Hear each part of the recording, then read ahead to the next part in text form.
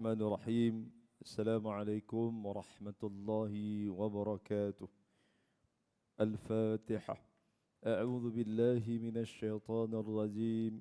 بسم الله الرحمن الرحيم. الحمد لله رب العالمين الرحمن الرحيم مالك يوم الدين إياك نعبد وإياك نستعين اهدنا الصراط المستقيم صراط الذين أنعمت عليهم غير المغضوب عليهم ولا الضالين آمين. إن الحمد لله نحمده ونستعينه ونستهديه ونستغفره ونعوذ بالله من شرور أنفسنا من سيئات أعمالنا. من يهده الله فلا مضل له ومن يضلله فلا هادي له. أشهد أن لا إله إلا الله وحده لا شريك له وأشهد أن محمدا عبده ورسوله هو الذي أرسل رسوله بالهدى ودين الحق ليظهره على الدين كله ولو كره المشركون.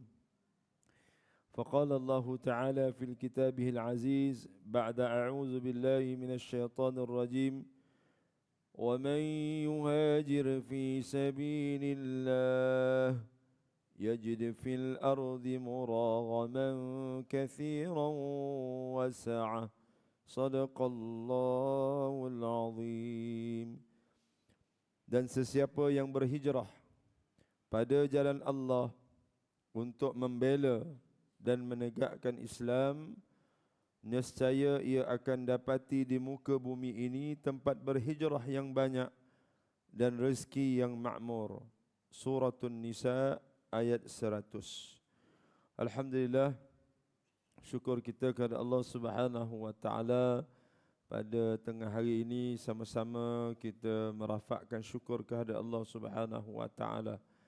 Seperti biasa, sebelum berkumandangnya azan zuhur pada tengah hari ini, kita sama-sama untuk mendengar sedikit peringatan daripada Allah Subhanahu wa taala melalui Al-Quranul Karim dan juga melalui sunnah Nabi sallallahu alaihi wasallam, melalui hadis-hadis sahih yang diriwayatkan oleh imam-imam yang mengumpulkan hadis-hadis yang sahih untuk kita sama-sama amalkan insya-Allah.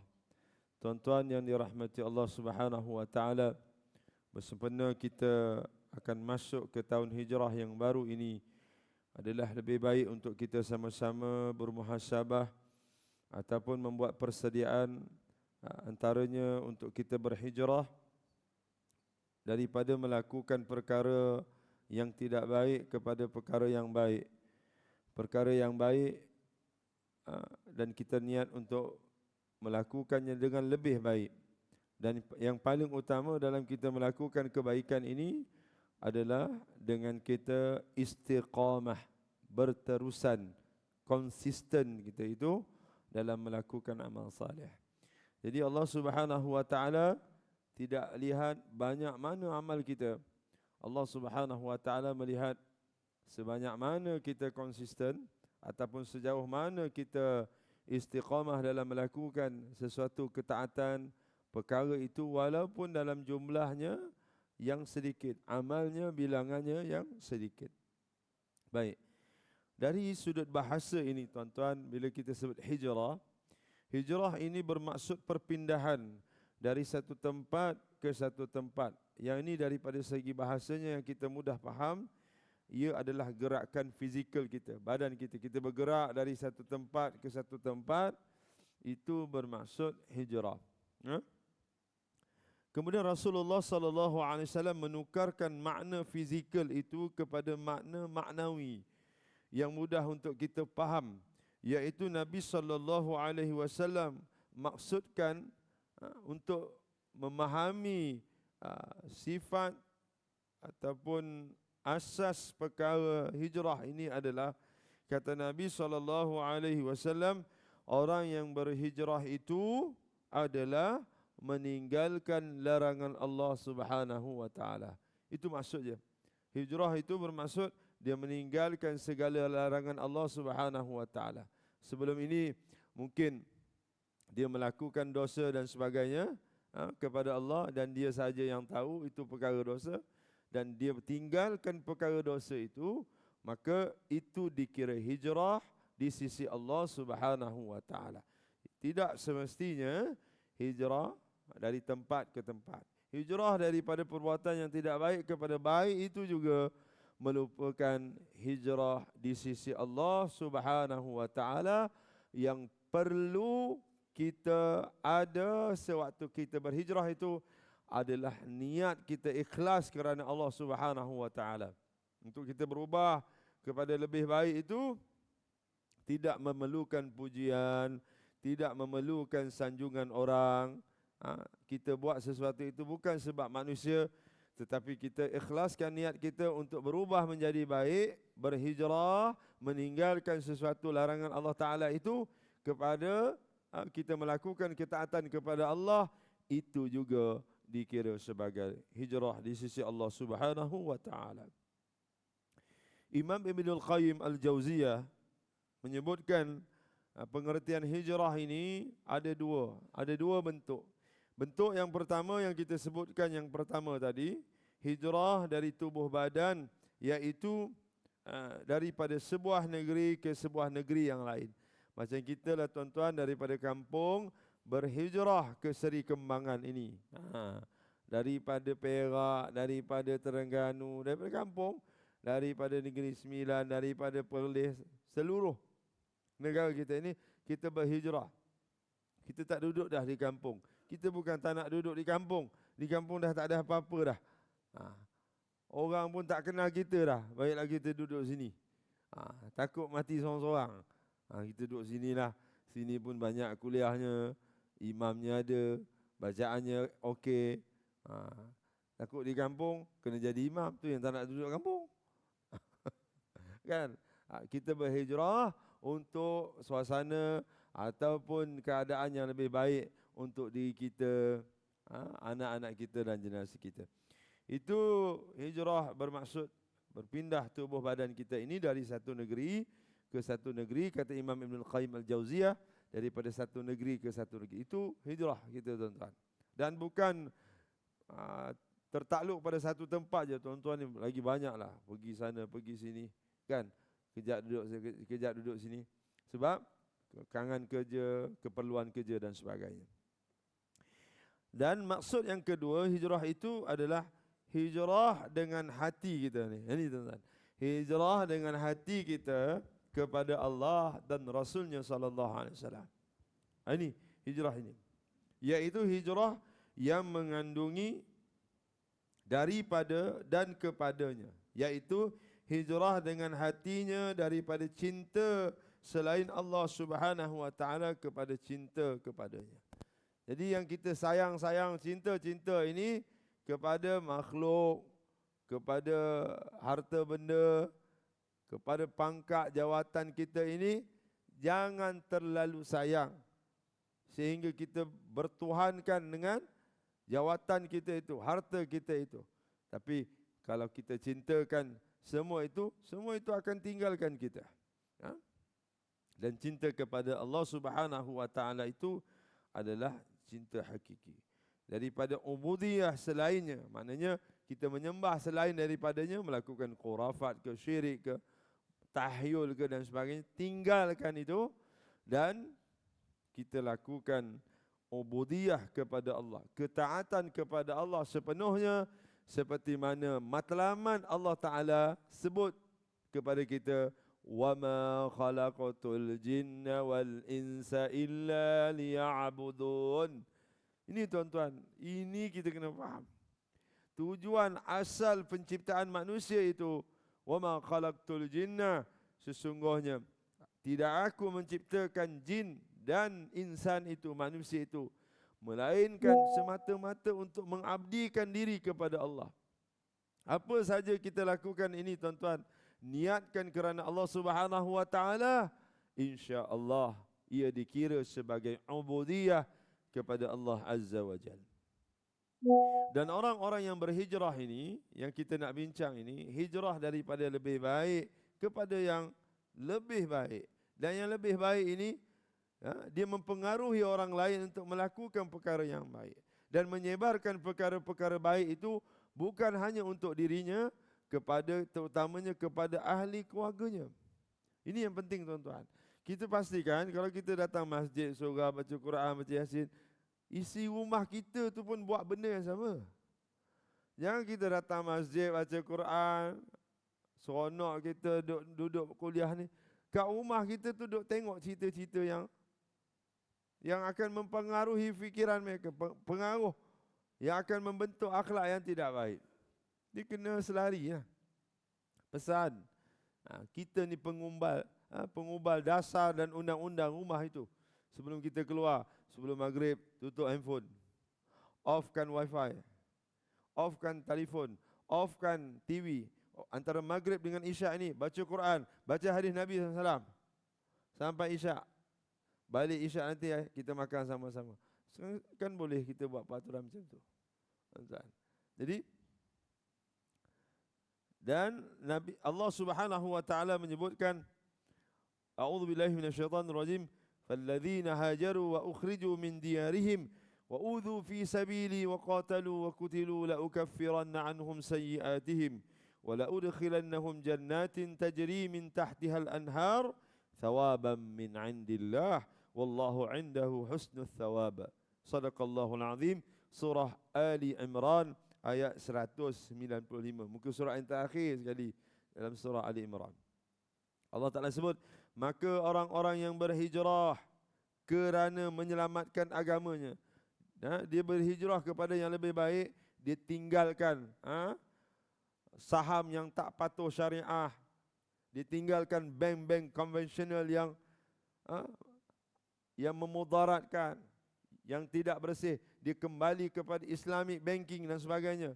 Masuk saham-saham yang patuh syariah, masuk pelaburan emas yang patuh syariah. Walaupun dia rugi sedikit, tak apa. Orang ini dia berhijrah untuk selamatkan agama dia dan agama anak isteri dia. Sebab hasil daripada apa yang dia laburkan itu memang akan mempengaruhi diri dia dan ahli keluarganya dan amalan-amalan isi rumah itu, tuan-tuan. Jadi orang yang berhijrah ini, yang diusir keluar dari tempat tinggalnya, seperti mana yang diusir oleh kaum musyrikin, dia usir Nabi Muhammad sallallahu alaihi wasallam, diusir daripada kampung halamannya. Tuan-tuan, kampung halaman ini sudah pasti dan pasti ada sentimental value tu, yang kita tak boleh beli kat mana-mana, tuan-tuan. Kita balik kampung, kita cerita pada anak cucu kita, inilah tempat ayah jatuh motor dulu, inilah tempat nenek kau ni, atuk ngurat nenek kau kat sini, contohlah, kan? Jadi tuan-tuan bayangkan bagaimana Nabi SAW yang dilahirkan di Mekah dihalau oleh kaum musyrik. Berhijrah itu untuk selamatkan agamanya, dan berhijrah itu atas perintah Allah Subhanahu wa taala, bukan yang dipaham oleh golongan liberal kapitalis ini. Dia kata Nabi berhijrah kerana takut. Tidak. Itu arahan Allah Subhanahu wa taala. Berhijrah itu untuk menyelamatkan agama, diusir, tuan-tuan. Kalau kita suatu hari nanti diusir kerana kita menegakkan agama, mempertahankan benda ini, kita tegur benda ni tak betul, benda ni khurafat, benda ni syirik, kita dipulaukan dan terpaksa kita keluar daripada kawasan itu, keluar, tuan-tuan. Allah Ta'ala janjikan, dan juga yang disakiti dengan pelbagai-bagai gangguan kerana menjalankan agama kamu itu. Kita nak betulkan orang bukan senang, tuan-tuan. Nak pulihkan, nak bagi kesedaran bukan mudah, kan? Yang baru-baru ni saya ceramah di kampung, bila ditanya, Ustaz, daging korban ni memang tak boleh dapat ke pada penyembelih? Tak boleh. Nanti penyembelih mengajuk, cari penyembelih yang lain. Tak boleh kita letakkan upah daging itu ataupun bahagian-bahagian tertentu, tak boleh. Kalau ada yang melawan di pulau kita, tak apa. Kita sebut yang seperti mana Rasulullah SAW sebut. Tak apa tuan-tuan. Benda yang dah berpuluh tahun diamalkan, tak ada orang tegur. Tapi bila kita datang ni, dia kata ni nak tunjuk pandai ke, nak, tak apa tuan-tuan. Kita tunjukkan dalil Al-Quran, dalil hadis Nabi SAW untuk dia terima. Dia tak terima, dia jawab dengan Allah Ta'ala. Yang penting tugas kita dah jalankan tugas kita, sampaikan yang hak dan menegah yang batil. Dan yang berperang untuk mempertahankan Islam. Dan yang terbunuh gugur syahid, sesungguhnya aku akan hapuskan kesalahan-kesalahan mereka ni.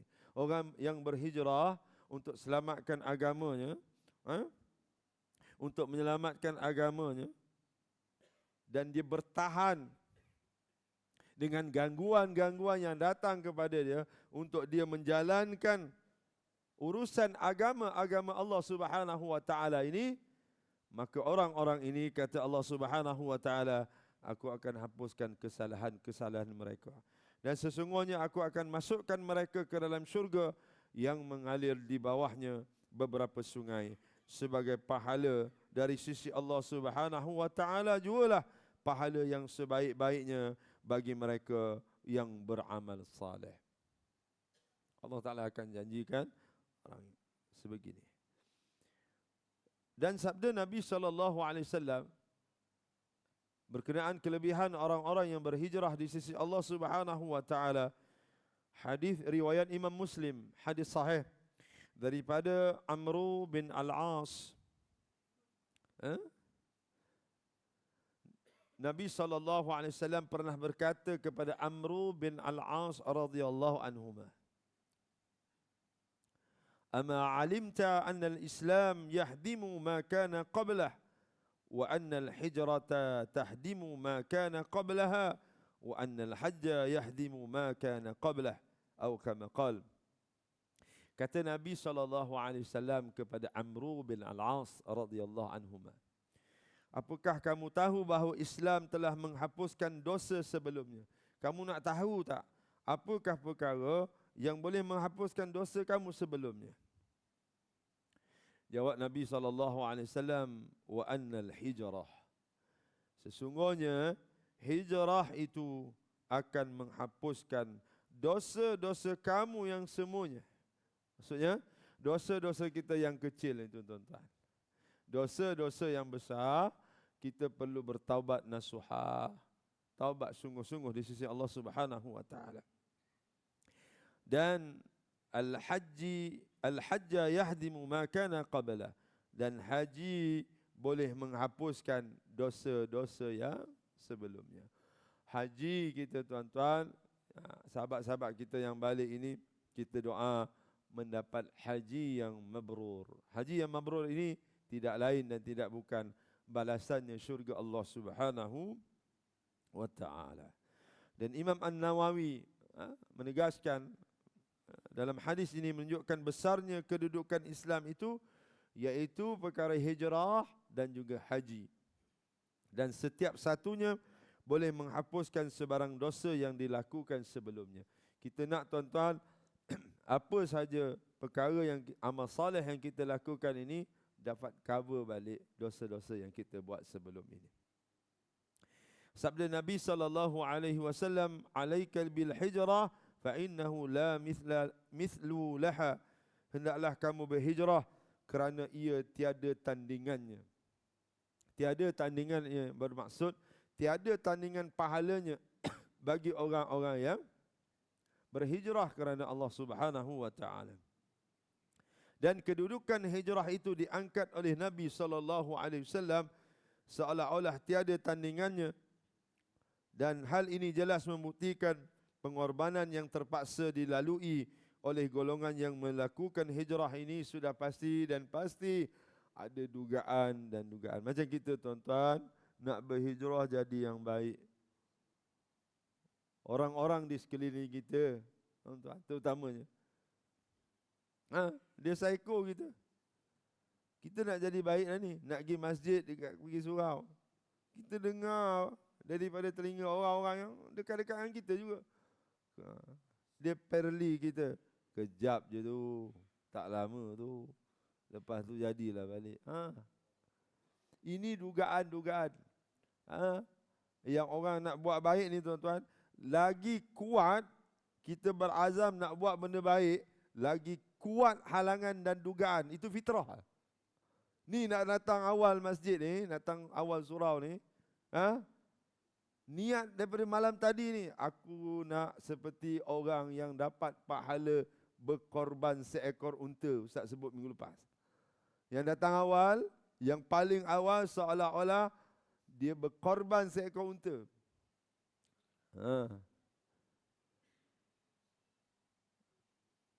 Dah berniat dah, tapi macam-macam dugaan tuan-tuan. Nak datang ni dengan jam lah, dengan kawan ajak makan nasi berani dulu. Hari ni dia nak belanja.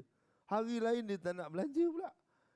Lagi kuat kita nak buat sesuatu perkara tu tuan-tuan, lagi banyak dugaan dan rintangan. Itu fitrah. Dan apabila kita dapat buat sesuatu perkara yang kita hajat, yang kita nak itu, maka kita bersyukur kepada Allah Subhanahu wa taala. Dan apabila ditanya Nabi SAW, apakah seafdal iman itu ya Rasulullah? Jawab Nabi SAW, al-hijrah. Hijrah itu. Hijrah dalam hadis riwayat Imam Ahmad ini yang kita bacakan pada awal tadi, hijrah itu maknawi yang disebut oleh Nabi SAW adalah mereka yang meninggalkan larangan Allah Subhanahu wa taala. Jadi tuan-tuan, di kesempatan ini, marilah sama-sama kita berhijrah dalam diri kita ini.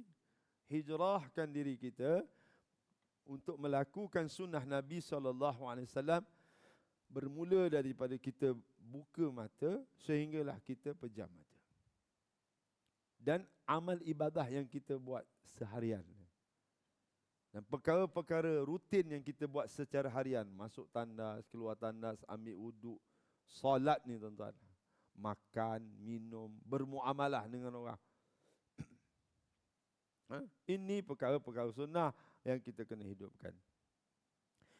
Di sisi ahli hadis, sunnah adalah setiap yang disandarkan kepada Nabi SAW dengan perkataan Nabi dan perbuatan Nabi, takrir persetujuan Nabi, sifat-sifat Nabi khuluqiyah dan sifat khalqiyah dan kehidupan baginda SAW sama ada sebelum perutusan baginda SAW menjadi Rasul.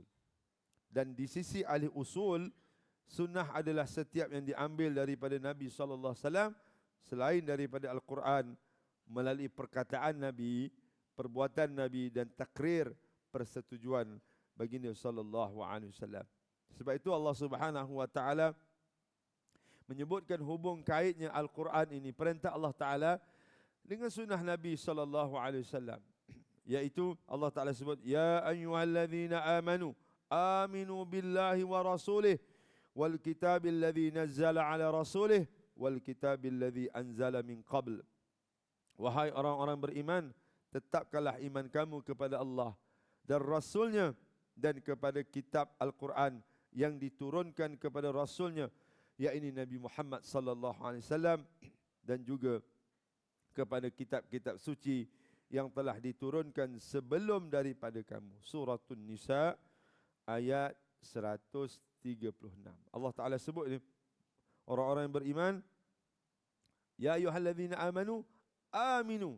Wahai orang-orang beriman, tetapkanlah iman kamu. Kita doa pada Allah, Allah Ta'ala tetapkan iman kita tuan-tuan sehingga nafas kita yang terakhir. Kita mati dalam keadaan kita Islam, kita mati dalam keadaan kita beriman kepada Allah dan Rasul sallallahu alaihi wasallam, dan kita mati dalam keadaan kita masih melakukan sunnah Nabi sallallahu alaihi wasallam. Dan ayat ini menjelaskan kaitannya beriman kepada Allah, malaikat, kitab dan para rasul. Dan kesemua ini dalam ayat ini merupakan rukun di dalam rukun iman.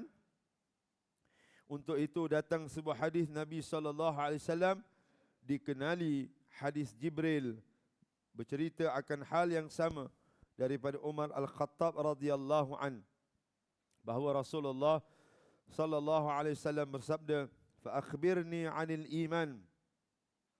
Jibril bertanya Nabi Muhammad sallallahu alaihi wasallam, ni peristiwa Nabi berlaga lutut dengan Jibril alaihissalam yang bertukar, yang menjelma sebagai manusia.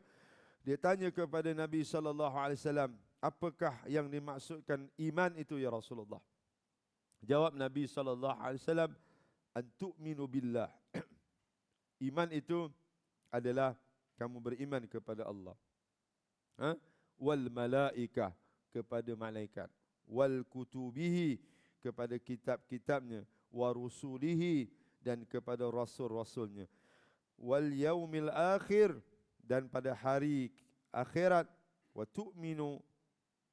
tu'mina bil qadri khairihi wa syarrihi. Dan di hujungnya Nabi sallallahu alaihi wasallam sebut, iman itu bermaksud kamu beriman kepada takdir Allah yang baik dan juga yang buruk. Ini tuan-tuan. Takdir yang baik insya-Allah kita akan sebut alhamdulillah, syukur. Tapi kadang-kala bila ditakdirkan dengan takdir kita yang tidak baik, kita tak nak sebut. Ini ujian Allah. Kita tak sebut inna lillahi wa inna ilaihi raji'un. Allahumma ajurni fi musibati wa akhlif li minha. Kan? Tak sebut pun. Dan Nabi SAW ini mendatangkan sunnah perbuatan Nabi SAW, tunjukkan kepada kita seperti mana Allah Subhanahu wa taala menyebutkan dalam surah Al-Hashr ayat yang ke-7, a'udzu billahi minasyaitonir rajim, wa ma ataakumur rasul fakhudhuhu wa ma nahakum anhu fantahu wattaqullaha innallaha syadidul iqab. Dan apa jua yang diperintahkan, yang dibawa oleh Rasulullah sallallahu alaihi wasallam kepada kamu, maka kamu terimalah dan amalkan. Apa saja tuan-tuan. Nabi tunjuk salat subuh 2 rakaat lah. Jangan banyak tanya. Kenapa subuh 2? Jangan tanya. Zuhur 4 lah. Kenapa berpuasa 30 hari saja? 29 hari saja pada bulan Ramadan. Tak boleh puasa pada bulan Syaban? Tak boleh. Jangan tanya. Apa saja yang dibawa oleh Rasulullah sallallahu alaihi wasallam itu merupakan wahyu daripada Allah Subhanahu wa taala. Manakala apa yang dilarang oleh Nabi sallallahu alaihi wasallam kamu lakukan, maka tinggalkanlah. Bertakwalah kamu kepada Allah, kerana sesungguhnya Allah amatlah berat azab siksanya bagi orang-orang yang melanggar perintahnya. Sebab itu Nabi sallallahu alaihi wasallam sebutkan tuan-tuan, dalam kita nak berhijrah kepada sunnah Nabi sallallahu alaihi wasallam ini, kita pegang nasihat Nabi sallallahu alaihi wasallam seperti mana hadis dari riwayat Imam Malik radhiyallahu an, qala Rasulullah sallallahu alaihi wasallam, taraktu fikum amrayn lan tadhillu ma tamassaktum bihima, kitaballahi wa sunnata nabi wa sunnatan nabihi. Kata Nabi sallallahu alaihi wasallam, aku tinggalkan kepada kamu 2 perkara. Kamu tidak akan sesat selamanya selagi mana kamu berpegang kepada 2 benda ni, tuan-tuan. Sebab itu dalam rumah kita ni kena ada 2 benda ni. Yang pertama apa? Kata Nabi SAW, kitab Allah. Kitab Allah.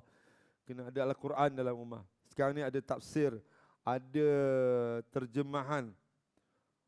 Tafsir Ibn Katsir, ada terjemahan dalam bahasa kita. Belilah tuan-tuan, baca. Paling kurang baca 1 ayat, anak baca terjemahan.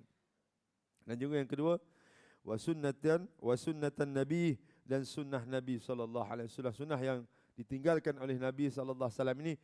2 perkara ini kalau kita pegang, kata Nabi sallallahu alaihi wasallam, kamu tidak akan sesat selama-lamanya. Sebab itu Nabi sallallahu alaihi wasallam bila turun surah Al-Maidah ayat yang ke-3, Nabi bacakan, al-yawma akmaltu lakum dinakum Wa atmamtu alaikum ni'mati wa raditu lakumul Islam dina. Wa raditu lakumul Islam dina. Pada hari ini kata Nabi SAW dalam ayat ini, aku telah sempurnakan bagi kamu agama kamu. Aku telah cukupkan nikmatku kepada kamu dan aku telah redha bahawa Islam itu menjadi agama untuk kamu. Jadi kita doa pada Allah Subhanahu wa taala tuan-tuan agar kita dapat menghidupkan sunnah Nabi sallallahu alaihi wasallam dalam kita berhijrah kepada yang lebih baik. Ni saya nak tuan-tuan, nak kempen kepada tuan-tuan hijrah. Hijrah tuan-tuan di Masjid Surau di Selangor ini. Masjid Surau Selangor ini kebanyakannya dah aircon dah. Sejuk tuan-tuan. Sejuk. Sehingga imam yang bertugas pun kena pakai jubah yang tebal. Kalau tak menggigil imam tu. Sebab sejuk sangat. Tak cukup dengan sejuk, tambah lagi kipas. Oh tu, kipas atas kepala tuan-tuan. Apa lagi nak? Jadi hijrah kita yang pertama adalah hijrah daripada solat seorang-seorang kat rumah. Ni sunnah di akhir zaman.